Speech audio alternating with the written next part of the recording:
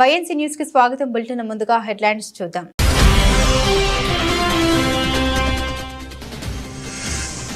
జర్నలిస్టులను ఉద్దేశించి సీఎం రేవంత్ రెడ్డి ఆసక్తికర వ్యాఖ్యలు. తాను అందరికీ నచ్చుకపోవచ్చు, కానీ తన హోదాకైనా గౌరవం ఇవ్వాలి కదా అంటూ వ్యాఖ్య.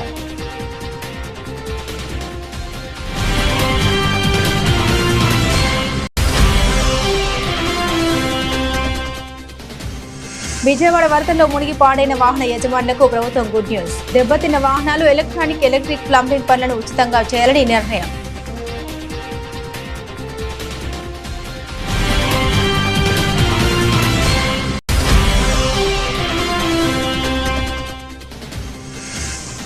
హైదరాబాద్ సిపిగా బాధ్యతలు స్వీకరించిన సివి ఆనంద్.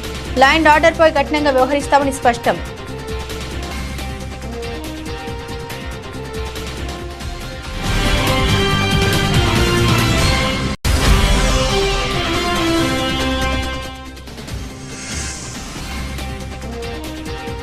అవన్నీ రాజకీయ హత్యలు. వరద బీభత్సంపై గుడివాడ అమర్నాథ్ ఫైర్.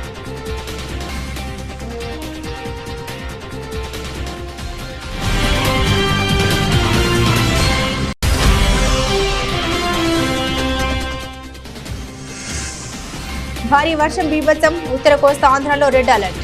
బంగాళాఖాతంలో అల్పపీడనంతో భారీ వర్షాలు పడే అవకాశం ఉందన్న వాతావరణ శాఖ.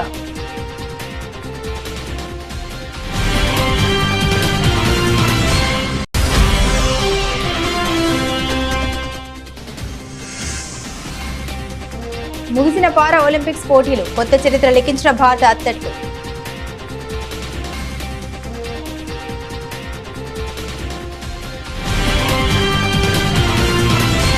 ఇక వివరాలకు వెళ్తే ప్రజాకవి పద్మ విభూషణ్ కాళోజీ నారాయణరావు జయంతి సందర్భంగా ఆయన చిత్రపటానికి సీఎం రేవంత్ రెడ్డి నివాళులర్పించారు. ఈ సందర్భంగా సీఎం మాట్లాడుతూ బతుకంతా తెలంగాణ కోసమే అర్పించిన అక్షర తపస్వి కాళోజీ అని కీర్తించారు. తెలంగాణ ఉద్యమంలో కాళోజీ స్ఫూర్తి ఇమిడి ఉందని పేర్కొన్నారు. తెలంగాణ రాష్ట్ర సాధన కోసం తాను బయలుదేరిన నాడు నిండు మనసుతో కాళోజీ దీవించారని గుర్తు చేసుకున్నారు.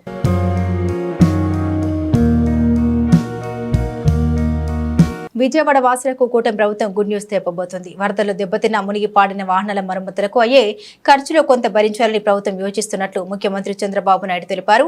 పాడైన ఇంట్లోని ఉపకరణాల ఖర్చులోనూ కొంత భరించాలని ప్రభుత్వం యోచిస్తోంది. ప్రభుత్వ నిర్ణయంతో వేలాది మందికి లబ్ధి జరగనుంది. గత రాత్రి విజయవాడ కలెక్టరేట్లో చంద్రబాబు మీడియాతో మాట్లాడారు. ఈ విషయాన్ని వెల్లడించారు. వరదల కారణంగా బైక్లు, ఆటోలు, కార్లు పెద్ద ఎత్తున దెబ్బతిన్నాయి. వీటిలో కొన్నింటికి బీమా ఉండగా బీమా లేని వాహనాలు కూడా పెద్ద సంఖ్యలో ఉన్నాయి. అసలు వరదలతో సర్వం కోల్పోయిన బాధితులు ఇది అదనపు ఖర్చు కానుంది. ఈ నేపథ్యంలో ప్రభుత్వం ముందుకొచ్చి మరమ్మతులు చేయించి ఇవ్వాలని నిర్ణయించింది. రిపేర్ కు తక్కువ మొత్తం అయితే ప్రభుత్వమే భరించాలని, ఎక్కువ అయితే మాత్రం కొంత వాటి యజమానులు కూడా భరించేలా ప్రణాళిక సిద్ధం చేస్తుంది. మరమ్మత్తు పనుల కోసం ఆయా వాహన తయారీదారులతో సంప్రదింపులు జరుపుతుంది. అలాగే వారి వద్ద సిఎస్ఆర్ నిధులు ఉంటాయి కాబట్టి వాటితో ఉచితంగా మరమ్మతులు చేసి ఇవ్వాలని కోరుతుంది. మా ఉద్దేశం ఎన్యూమరేషన్కి వెళ్తున్నాం. అయితే ఎన్యూమరేషన్కి వెళ్లే మునుపు ఇంకొక మేజర్ వర్క్ మాకు అనిపించేది ఏంటంటే స్కూటర్లు కానీ,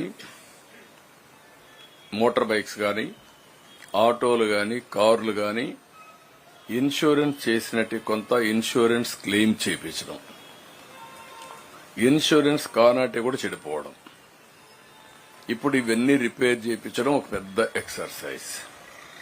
ఇది కాకుండా మొత్తం చాలా మందికి ఎలక్ట్రానిక్ ఐటమ్స్ ఉన్నాయి ఇండ్లలో. ఎలక్ట్రానిక్ ఐటమ్స్, ఒక టెలివిజన్, ఒక రెఫ్రిజిరేటర్, ఒక washing machine, air conditioner, laptop, desktop, microwave oven, mixie, grinder, cooker, gas stove, water purifier, చిన్ని, ఇలాంటి చాలా ఉన్నాయి. ఇవన్నీ కూడా రిపేర్లు చేయించాలి.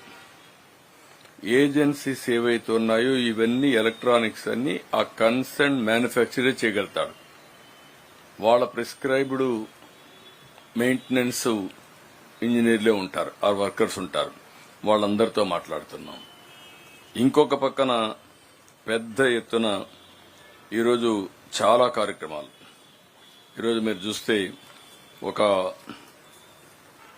ఎలక్ట్రికల్ ఉన్నాయి, కొన్ని సాచెట్స్ ఇలాంటివన్నీ ఇదే అయిపోవడం, ఎలక్ట్రీషియన్ కావాలి, ఫీజులు పోవడం, అన్ని ప్లంబర్స్, ఇంకొక పక్క పెయింటర్స్, కార్పెంటర్స్, ఇలాంటి చాలా ఉన్నాయి.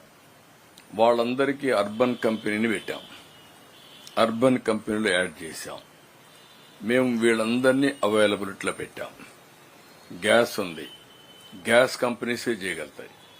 మళ్ళా ఆ గ్యాస్ కంపెనీకి సంబంధించిన మెయింటెనెన్స్ చేసే వాళ్ళందరినీ మెకానిక్స్ ని పంపించాలి. ఆ స్పేర్ పార్ట్స్ కూడా వాళ్లే ఇవ్వాలి. ఎలక్ట్రానిక్స్ గానీ స్టవ్లకు గానీ ఆ గ్యాస్ కంపెనీసే పెట్టాల్సిన అవసరం వస్తుంది. అవి కూడా వర్కౌట్ చేస్తున్నాం. ఇవన్నిటికీ రేపు ఫుల్ స్వింగ్ లో మోటార్ వెహికల్ ట్రాన్స్పోర్ట్ కమిషనర్ చెప్పాను. కొన్ని వాళ్లకు ఎక్కడైతే ఆ కంపెనీ ఆథరైజ్డ్ డీలరే ఉంటాడు, ఆథరైజ్డ్ మెకానిక్ దగ్గర పోతేనే క్లెయిమ్స్ వస్తాయి. కొన్ని వీళ్లకు నమ్మకం ఉండే వ్యక్తులున్నారు. వాళ్లకు నమ్మకం ఉండే వ్యక్తిని ఇస్తే వాళ్ళు గ్యారంటీ ఇస్తారు. గవర్నమెంట్ ఏ విధంగా వాళ్ళకి సబ్సిడీ పే చేయాలో కూడా ఆలోచిస్తున్నాను. తెలంగాణ ముఖ్యమంత్రి రేవంత్ రెడ్డి హైదరాబాద్ రవీంద్ర భారతిలో జరిగిన కార్యక్రమంలో జర్నలిస్టులకు ఇళ్ల స్థలాలు పట్టాలు పంపిణీ చేశారు. ఈ సందర్భంగా ఆయన తన ప్రసంగంలో జర్నలిస్టులను ఉద్దేశించి ఆసక్తికర వ్యాఖ్యలు చేశారు. ఓ వ్యక్తిగా నేను మీకు నచ్చకపోవచ్చు, కానీ రేవంత్ రెడ్డి తెలంగాణ రాష్ట్రానికి ముఖ్యమంత్రి, చీఫ్ మినిస్టర్ అనేది ఒక గౌరవప్రదమైన హోదా. ఆ హోదాలో ఉన్న వ్యక్తి మీకు నచ్చవచ్చు, నచ్చకపోవచ్చు. ప్రజలందరూ కలిసి ఆ హోదా ఇచ్చారు. ఆ హోదాను గౌరవించాల్సిన బాధ్యత పత్రికలకు, పత్రికా యజమానుల ముసుగులో ఉన్న రాజకీయ పార్టీ నాయకులకు ఉండదా? వాళ్ళు పాటించినప్పుడు మేమెందుకు పాటించాలనేది నా ప్రశ్న అని సీఎం రేవంత్ రెడ్డి పేర్కొన్నారు. రేవంత్ రెడ్డి మీకు నచ్చకపోవచ్చు ఇండివిజువల్, కానీ Revanth Reddy is Telangana chief minister. Telangana chief minister అనేది ఒక గౌరవప్రదమైన హోదా. ఒక జర్నలిస్ట్ అనేది ఒక గౌరవప్రదమైన హోదా. వ్యక్తితో నీకు నచ్చవచ్చు, నచ్చకపోవచ్చు. ఆ హోదా మనమందరు ప్రజలందరూ కలిసి ఇస్తే వచ్చిన హోదా. ఆ హోదాని గౌరవించాల్సిన బాధ్యత పత్రికలకు కానీ, పత్రిక యజమానుల ముసుగుల్లో ఉన్న రాజకీయ పార్టీ నాయకులకు కానీ ఉండదా? వాళ్ళకి లేనప్పుడు మేమెందుకు పాటించాలా అనేది నా ప్రశ్న. అసలు కంటే కొసరోళ్ళది ఎక్కువైపోయింది. ఎవరిది ఏ ట్యూబో తెలుస్తలేదు మాకు. ఇక ఆ ట్యూబ్లో ఎక్కడికంటే అక్కడికి వెళ్ళిపోయి ఏది పడితే అది మాట్లాడితే అక్కడ ఉన్న ప్రజలు ఏమన్నా అంటే చూసిరా జర్నలిస్టుల మీద దాడి అని. జర్నలిస్ట్ అనే పదానికి డెఫినేషన్ ఏందో మీరు డిసైడ్ చేయండి. మేము ఎవరిని జర్నలిస్ట్గా చూడాలో మీరు చెప్పండి. ఎవరు దోస్తే వాడు ట్యూబ్ పెట్టుకొని ఆ ట్యూబ్లో పెట్టుకొని వాడు మెడలో పట్టేసుకొని మెడలో ఇది కట్టుకొని వాడు నేను ట్యూబ్కో జర్నలిస్ట్ అని బయలుదేరితే వాళ్ళు వివరించే విధానాన్ని బట్టి ప్రజలు వివరిస్తారు. ఏది పడుతుంది మధ్యలోనే అడ్డం దొడ్డం మాట్లాడి ఏదైనా ఏమన్నా అంటే చూసిరా జర్నలిస్టుల మీద. హైదరాబాద్ 61వ పోలీస్ కమిషనర్ గా సీనియర్ ఐపీఎస్ అధికారి సివి ఆనంద్ బాధ్యతలు స్వీకరించారు. సోమవారం ఉదయం సిపి కార్యాలయంలో ప్రస్తుత సిపి శ్రీనివాసరెడ్డి నుండి ఆయన ఛార్జ్ తీసుకున్నారు. అనంతరం ఆయన మీడియాతో మాట్లాడారు. హైదరాబాద్ సిపిగా రెండవసారి బాధ్యతలు చేపట్టడం సంతోషంగా ఉందన్నారు. రాష్ట్ర ప్రభుత్వం డ్రగ్స్ పై సీరియస్ గా ఉందన్నారు. డ్రగ్స్ గంజాయి నిర్మూలనకు కృషి చేస్తామని తెలిపారు. నగరంలో లా అండ్ ఆర్డర్ ను మరింత మెరుగుపరుస్తామని తెలిపారు. ఫ్రెండ్లీ పోలీసింగ్ అనేది పోలీస్ డిపార్ట్మెంట్ లో ఒక భాగమని వెల్లడించారు. ప్రజలతో ఫ్రెండ్లీ పోలీసింగ్ ఉంటుందని, క్రిమినల్స్ పై ఉక్కుపాదం మోపుతామన్నారు. వినాయక నిమజ్జనం చాలా కీలకమైన అంశమని చెప్పారు.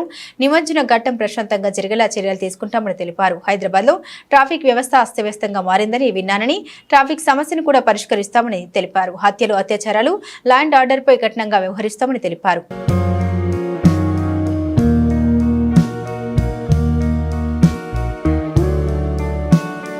ఎన్నికల్లో ప్రజలకు ఇచ్చిన హామీలను అమలు చేయకపోవడం పట్ల ప్రజల్లో వస్తున్న వ్యతిరేకతను దారి మళ్లించేందుకు హైడ్రా పేరుతో కాంగ్రెస్ ప్రభుత్వం హైడ్రా అమలాడుతోందని కేంద్ర హోంశాఖ సహాయ మంత్రి మండిపడ్డారు. కరీంనగర్ జిల్లా బీజేపీ శాఖ ఆధ్వర్యంలో నిర్వహించిన సభ్యత్వ నమోదు కార్యక్రమంలో బండి సంజయ్ పాల్గొన్నారు.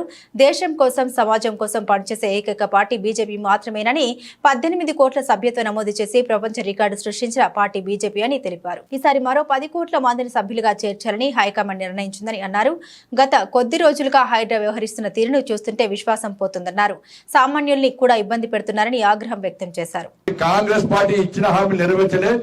ఇలా భరోసా, రైతు భరోసా మీద గాని, రుణమాఫీ మీద గాని, ఇవాళ బోనస్ విషయంలో గాని ఇలా ఎక్కడ కూడా కాంగ్రెస్ పార్టీ 2,500 రూపాయలు మహిళలకు ఇస్తున్నారు, తుల బంగారం ఇస్తున్నారు, స్కూటీలు ఇస్తున్నారు, నోటిఫికేషన్ ఇస్తున్నారు, ఆసరా పెన్షన్స్ ఇస్తున్నారు, రేషన్ కార్డు ఇస్తున్నారు.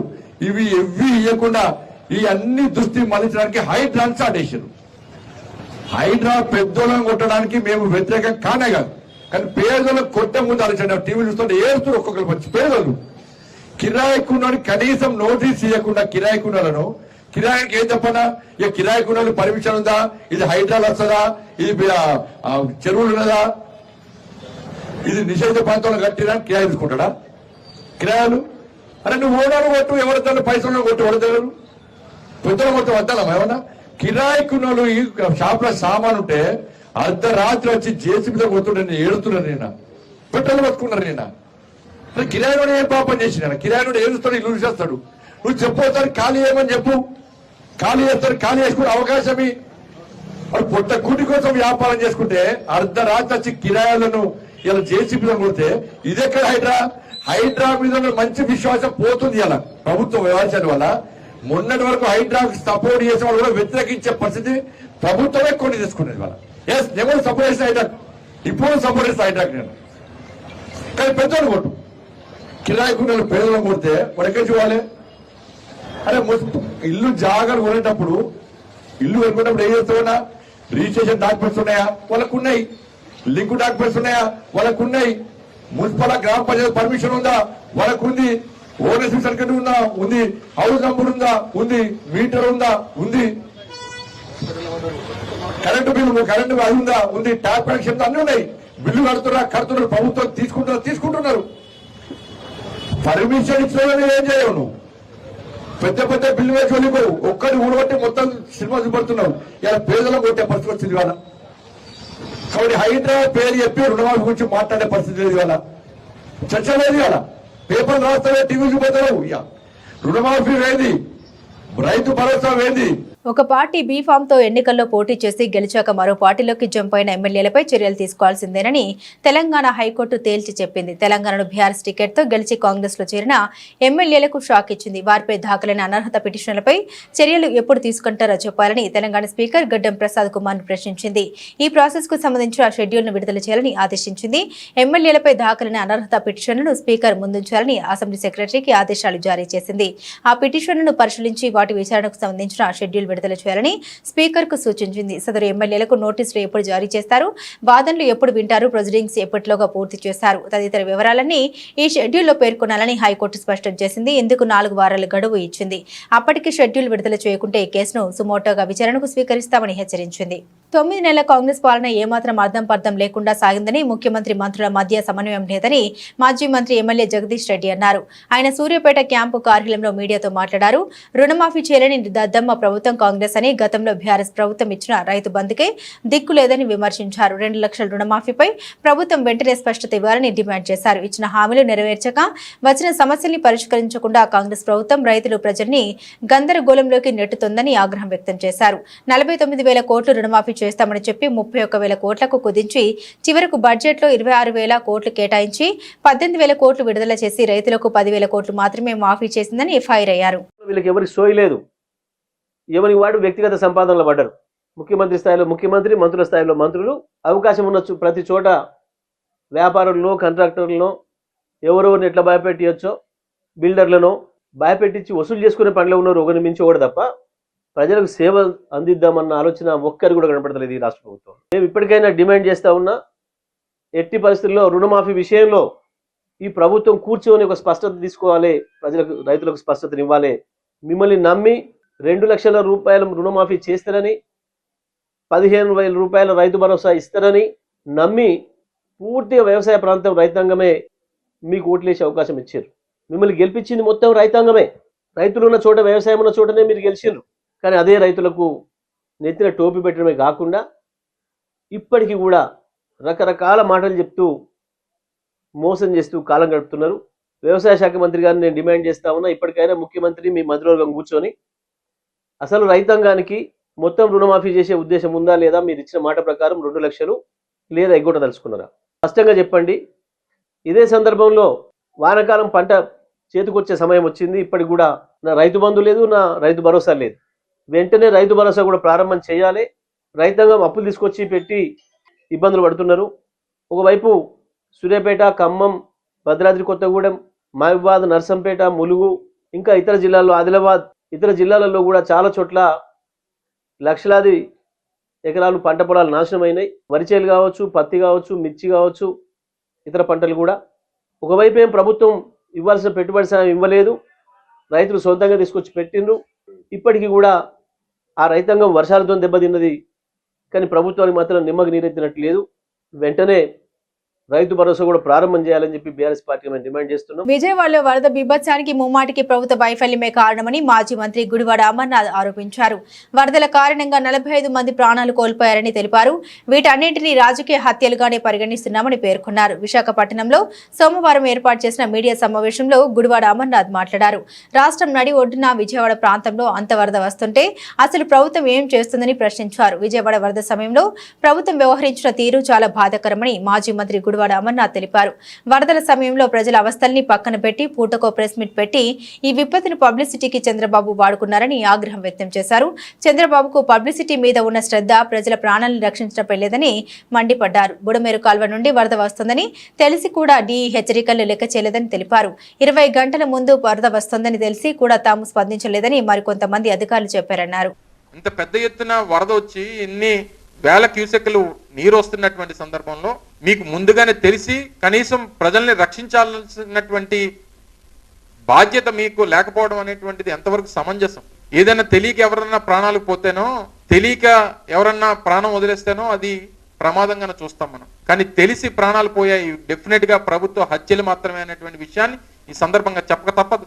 విజయవాడ నడిబొడ్డున 45 మంది ప్రాణాలు, వాస్తవానికి వరదల్లో కొట్టుకుపోయినటువంటి ప్రాణాలు కొన్ని అయితే, కొంతమందికి నీరు అందక, కొంతమందికి మెడిసిన్స్ అందక, కొంతమందికి వైద్యం అందక చనిపోయినటువంటి వారు కొంతమంది.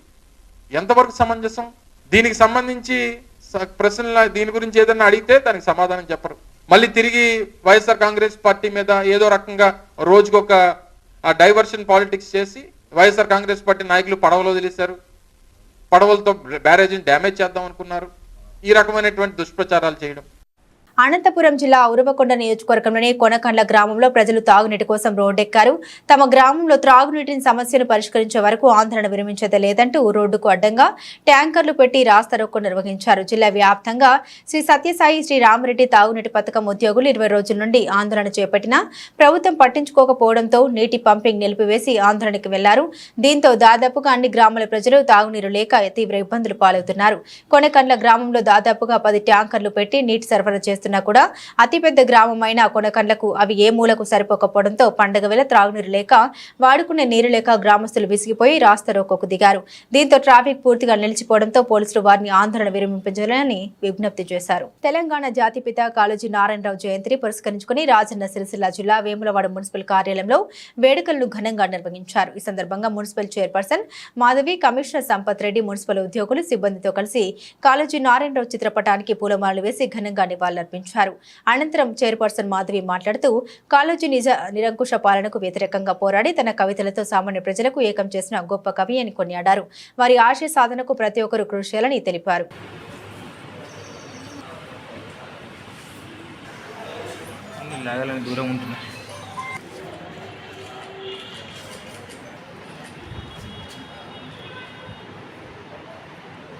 ఈరోజు కాళోజీ నారాయణరావు గారి జయంతిని పురస్కరించుకొని మరి మున్సిపల్ కార్యాలయంలో వారికి నివాళులర్పించడం జరిగింది.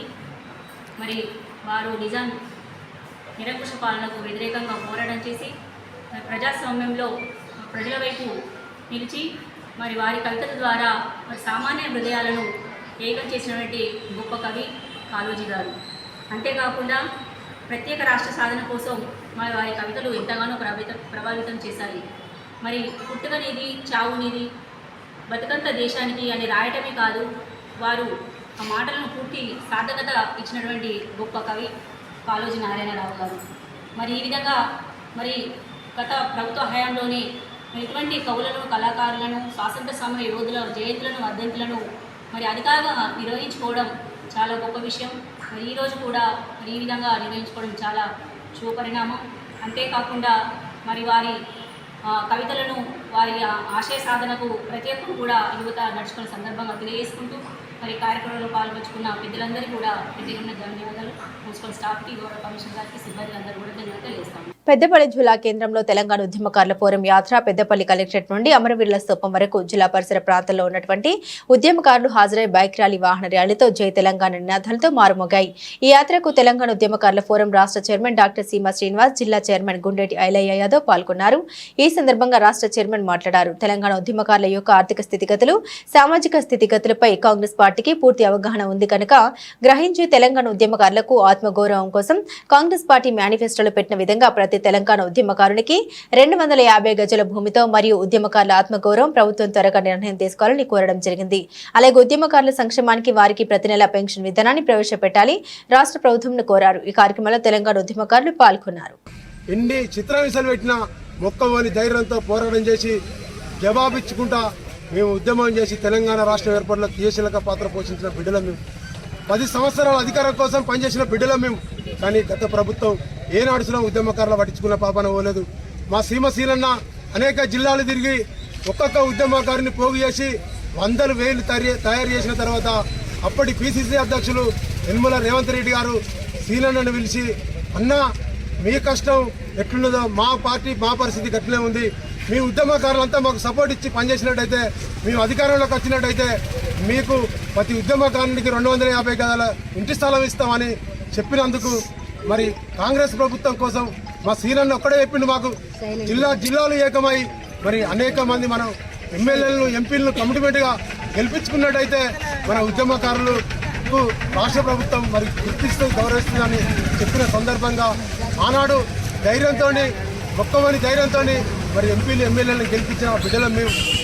మరి ఆనాడు నువ్వు ఏదైతే ఎన్నికల మేనిఫెస్టోలో పెట్టినావో దాన్ని వెంటనే అమలు చేయాలని గౌరవ ముఖ్యమంత్రిని రాష్ట్ర ప్రభుత్వాన్ని కోరడం జరుగుతూ ఉంది. రేవంత్ రెడ్డి గారికి తొందరగా మీరు చేస్తారని నమ్మకం ఉంది, కానీ కొంత తొందరగా చేయండి అని రేవంత్ రెడ్డి గారికి గుర్తు చేయడం కోసమే ఉద్యమకారుల చైతన్య యాత్ర. ఈరోజు చూస్తే మీ అందరికీ తెలుసు, గత 6 సంవత్సరాల క్రితం మనం తెలంగాణ ఉద్యమకారుల ఫోరాన్ని ఏర్పాటు చేసుకోవడం జరిగింది. ఇదే పెద్దపల్లిలో ఈ అమరవీరుల స్తూపం దగ్గర మన ఐలన్న గారి చంద్రకళనక్క గారి ఆధ్వర్యంలో ఇది 6వసారో 7వసారి మీరు రావటం. మొట్టమొదటిగా మన పిటికెల మందే ఉంటుంది. 6 సంవత్సరాల క్రితము మన నాయకుడు అన్న నాయకుడిని మనం చేసిన ముఖ్యమంత్రి కేసీఆర్ గారిని మీరు ఉద్యమకారుల నుంచి పట్టించుకోండి, ఉద్యమకారులు మరీ ముఖ్యంగా ఉద్యమం చేసి కుటుంబాలు గడవడం కష్టంగా ఉన్న ఉద్యమకారుల గురించి మీరు ఏమైనా చేయండి అని అడగడం కోసం 6 సంవత్సరాల క్రితం తెలంగాణ ఉద్యమకారుల ఫోరం ఏర్పాటు చేయడం జరిగింది. ఇదే ఆనందన్న గారి నాయకత్వంలో బోయినపల్లి వినోద్ కుమార్ గారు కానీ అధికారంలో అనేక మందిని 100 సార్లు కలిసారు. మరి వాళ్ళేమో మేము చేద్దాం అనుకుంటున్నాం, కానీ మరి మా నాయకుడు ఏమో పట్టించుకోవట్లేదు. ఉద్యమకారులు అంటే ఆయన కోపం వస్తుంది. నేనే ఉద్యమకారుని, ఉద్యమకారులు ఏం చేస్తారు, మేము పట్టించుకోకపోయినా ఏం కాదు, మేము గొర్రెలు ఇస్తున్నాం బర్రెలు ఇస్తున్నాం కదా, మీకు ఏం అవసరం లేదన్నట్టు ఉద్యమకారులు అన్నప్పుడు మేము అప్పుడు కూడా కేసీఆర్ గారిని బతిమలాడినాం, మీరు చేయండి మీ అంటే ఉంటాను. కానీ ఆయన వెళ్ళే అప్పుడు ఇదే కాంగ్రెస్ పార్టీ రేవంత్ రెడ్డి గారు పిసిసిగా ఉన్నప్పుడు ఆయన పిసిసి కాకముందు వెళ్ళాం, పిసిసి అయిన తర్వాత 2-3 సార్లు వెళ్ళడం జరిగింది. బంగాళాఖాతంలో ఏర్పడిన అల్పపీడనం ప్రభావంతో ఉత్తర కోస్తా ఆంధ్ర గోదావరి జిల్లాలో భారీ వర్షాలు కురుస్తున్న విషయం తెలిసిందే. దీంతో లోతట్టు ప్రాంతాలు జలమయమై రోడ్డు రవాణాకు అంతరాయం కలుగుతుంది. ఉమ్మడి జిల్లాలైన విశాఖపట్నం, విజయనగరం, శ్రీకాకుళం, తూర్పు గోదావరి, పశ్చిమ గోదావరి జిల్లాలో వరుసగా 2వ రోజు సోమవారం కూడా ఎడతెరపలేని వర్షం కురుస్తోంది. దీంతో భారీగా వరద నీరు పోటెత్తి రోడ్లు, పొలాలు నీట మునిగాయి. ఎగువ ప్రాంతాల నుండి భారీ ఎత్తున వస్తున్న వరద నీరు కారణంగా వాగులు పొంగిపొర్లుతున్నాయి. దాంతో లోతట్టు ప్రాంతాలు పూర్తిగా జలమయమయ్యాయి. డజన్ల కొద్ది గ్రామాలకు రాకపోకలు నిలిచిపోయాయి. ఈ నేపథ్యంలో మరింతగా వర్షాలు కురిసే అవకాశం ఉందని పలు జిల్లాలకు పోటు మెటియోలాజికల్ కార్యాలయం రెడ్ అలర్ట్ జారీ చేసింది. దాంతో అధికారులు ఆయా జిల్లాల్లోని విద్యా సంస్థలకు సెలవును ప్రకటించారు. ఈ మేరకు శ్రీకాకుళం, పార్వతీపురం, మన్యం, అల్లూరి సీతారామరాజు, విశాఖపట్నం, అనకాపల్లి, కాకినాడ కలెక్టర్లు ఆదేశాలు జారీ చేశారు. మరోవైపు అల్లూరి సీతారామరాజు జిల్లాలో భారీ వర్షం కారణంగా కొండ చర్యలు విరిగిపడే ప్రమాదం ఉన్నందున ఘాట్ రోడ్డును అధికారులు మూసివేశారు. కాగా శ్రీకాకుళంలో వరదల్లో మినీ వ్యాన్ కొట్టుకుపోగా స్థానికులు వాహనం డ్రైవర్ను రక్షించారు. మంచిర్యాల జిల్లా బెల్లంపల్లి నియోజకవర్గం Bellampalli Godavari water scheme point ను సందర్శించారు బెల్లంపల్లి ఎమ్మెల్యే గడ్డం వినోద్ వెంకటస్వామి. బెల్లంపల్లి ప్రజల చిరకాల కోరిక అయిన గోదావరి వాటర్ స్కీమ్ పాయింట్ ను సందర్శించిన ఎమ్మెల్యే గడ్డం వినోద్ వెంకటస్వామి ఎల్లంపల్లి నుండి బెల్లంపల్లి వరకు వాటర్ సప్లై ఎలా చేయాలని అధికారులను అడిగి తెలుసుకున్నారు. ఈ సందర్భంగా ఎమ్మెల్యే మాట్లాడుతూ ఎన్నికల్లో బెల్లంపల్లి ప్రజలు త్రాగునీరు గోదావరి నుండి కాకుండా ఆడా ప్రాజెక్టు వాటర్ సప్లై చేయడం వల్ల రోగాల బారిన పడుతున్నామని చెప్పడంతో ప్రజలు గోదావరి వాటర్ వచ్చే విధంగా కృషి చేస్తామని చెప్పాము. అదేవిధంగా బెల్లంపల్లి ప్రజల కోరిక నెరవేరబోతుంది. సాధ్యమైనంత తొందరగా గోదావరి వాటర్ సప్లైకి అన్ని ఏర్పాట్లు స్థాయిలో జరుగుతున్నాయి. ప్రజలకు ఇచ్చిన మాట ప్రకారం ఎలాంటి సమస్యలు తలెత్తకుండా వీలైనంత త్వరగా గోదావరి వాటర్ సప్లై చేయాలని అధికారులకు సూచించారు. గణేష్ నవరాత్రి ఉత్సవాల్లో భాగంగా మేడ్చల్ జిల్లాలో ఏర్పాటు చేసిన ఓ వినాయక మండపంలో దొంగతనం జరిగింది. 5గురు యువకులు అర్ధరాత్రి మండపంలోకి ప్రవేశించి బొజ్జు గణపయ్య చేతిలోని లడ్డును ఎత్తుకెళ్లారు. దీనిపై మండప నిర్వాహకుల ఫిర్యాదుతో పోలీసులు కేసు నమోదు చేసుకుని విచారణ చేపట్టారు.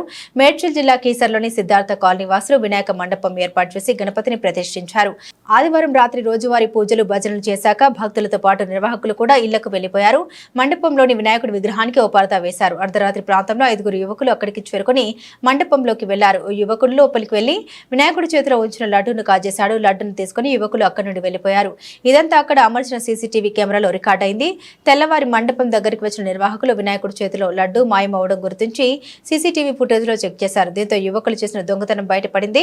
ఈ చోరీ ఘటనపై వినాయక మండప నిర్వాహకులు పోలీసులకు ఫిర్యాదు చేశారు. కాకినాడ జిల్లా ఏదో ప్రాంతంలో ఎడతెరిపి లేకుండా కురుస్తున్న వర్షాల కారణంగా ఏలేరు నుండి 10,000 క్యూసెక్ల వరద నీటిని దిగువకు విడుదల చేయడంతో కిర్లంపూడి మండలం రాజుపాలెంలో ఏలేరు కాలువకు గడ్డిపడింది. దీంతో పంట పొలాలు నీట మునిగాయి. కాలనీలోని ఇళ్లలోకి నీరు చేరింది. ఇప్పటికే 10,000 క్యూసెక్ల నీటిని దిగువకు విడుదల చేశారు. సాయంత్రానికి మరో 5,000 క్యూసెక్ల నీటిని విడుదల చేసే అవకాశం ఉంది. గండిని పూడ్చేందుకు అధికారులు ఇసుక మూటలను వేయిస్తున్నారు. కానీ నీటి ప్రవాహం ఎక్కువగా ఉండడంతో వేసిన మూటలు వేసినట్లే కొట్టుకుపోతున్నాయి. ఈ గండి వల్ల దాదాపు 300 ఎకరాలు పంట నీట మునిగింది. జాయింట్ కలెక్టర్ అపూర్వ భరత్, ఆర్డీఓ సీతారామరావు, ఎంఆర్ఓ చిరంజీవి, మండల వ్యవసాయ శాఖ అధికారి జోక అమృత మరియు మండల అధికారులు పరిస్థితి పరిశీలిస్తున్నారు. ప్రతి సంవత్సరం గండి అదే ప్రాంతంలో పడుతుందని అధికారులు గండి పడిన తర్వాత వచ్చి పర్యవేక్షిస్తున్నారు తప్ప ఆ గండి పడకుండా శాశ్వత చర్యలు తీసుకోవడం లేదని స్థానికులు వాపోతున్నారు. ప్యారిస్ వేదికగా ఆగస్టు 28 నుండి ప్రారంభమైన పారా ఒలింపిక్స్ క్రీడలు ఆదివారంతో ముగిశాయి. ఈ వేడుకలో భారత పతాకధారులుగా ఆర్చర్ హర్విందర్ సింగ్, అథ్లెట్ ప్రీతి పాల్ వ్యవహరించారు. ఇక ఈ క్రీడల్లో ఈసారి భారత అథ్లెట్లు ప్రభుత్వ ప్రదర్శనతో అదరగొట్టారు. ఏకంగా 29 పతకాలు కొల్లగొట్టి సత్తా చాటారు. ఇందులో 7 స్వర్ణాలు, 9 రజతాలు, 13 కాంస్య పతకాలు ఉన్నాయి. ఈసారి 25 మెడల్స్ లక్ష్యంగా పెట్టుకుని బరిలోకి దిగిన భారత్ 4 పతకాలు అధికంగా సాధించడం విశేషం. అలాగే గత టోక్యో ఒలింపిక్స్ కంటే ఈసారి 10 మెడల్స్ ఎక్కువగా రావడం గమనార్హం. దీంతో ఈసారి భారత్ టాప్ 20లో చోటు దక్కించుకుంది. 29 పతకాలు సాధించిన ఇండియా 18వ స్థానంలో నిలిచింది. ఇక చైనా అగ్రస్థానం కైవసం చేసుకుంది. ఆ తర్వాత టాప్ 5లో బ్రిటన్, అమెరికా, నెదర్లాండ్స్, బ్రెజిల్ నిలిచాయి. ఘనంగా జరిగిన ఈ ముగింపు వేడుకలో ఫ్రెంచ్ మ్యూజిషియన్లు, గ్రామీ అవార్డు విన్నర్ అండర్సన్ పాక్ల ప్రదర్శనతో స్టేట్ డి స్టేడియం హోరెత్తింది.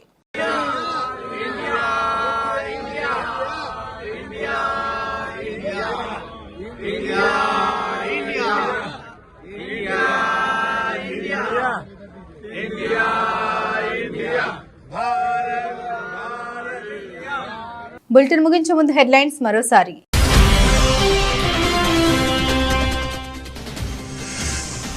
జర్నలిస్టులను ఉద్దేశించి సీఎం రేవంత్ రెడ్డి ఆసక్తికర వ్యాఖ్యలు. తాను అందరికీ నచ్చుకపోవచ్చు, కానీ తన హోదాకైనా గౌరవం ఇవ్వాలి కదా అంటూ వ్యాఖ్య.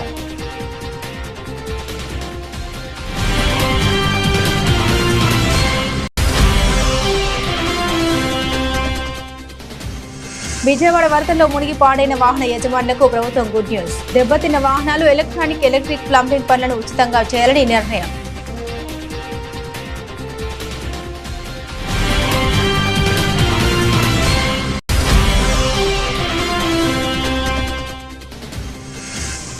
హైదరాబాద్ సిపిగా బాధ్యతలు స్వీకరించిన సివి ఆనంద్. లా అండ్ ఆర్డర్పై కఠినంగా వ్యవహరిస్తామని స్పష్టం.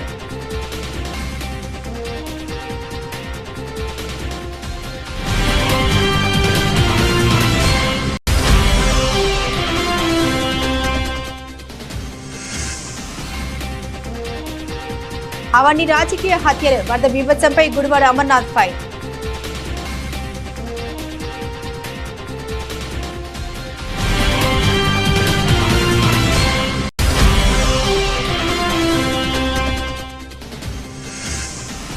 భారీ వర్షం బీభత్సం. ఉత్తర కోస్తా ఆంధ్రాలో రెడ్ అలర్ట్.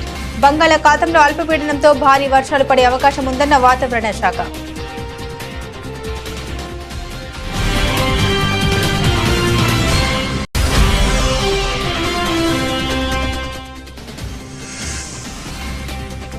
ముగిసిన పారా ఒలింపిక్స్ పోటీలు. కొత్త చరిత్ర లిఖించిన భారత అథ్లెట్లు.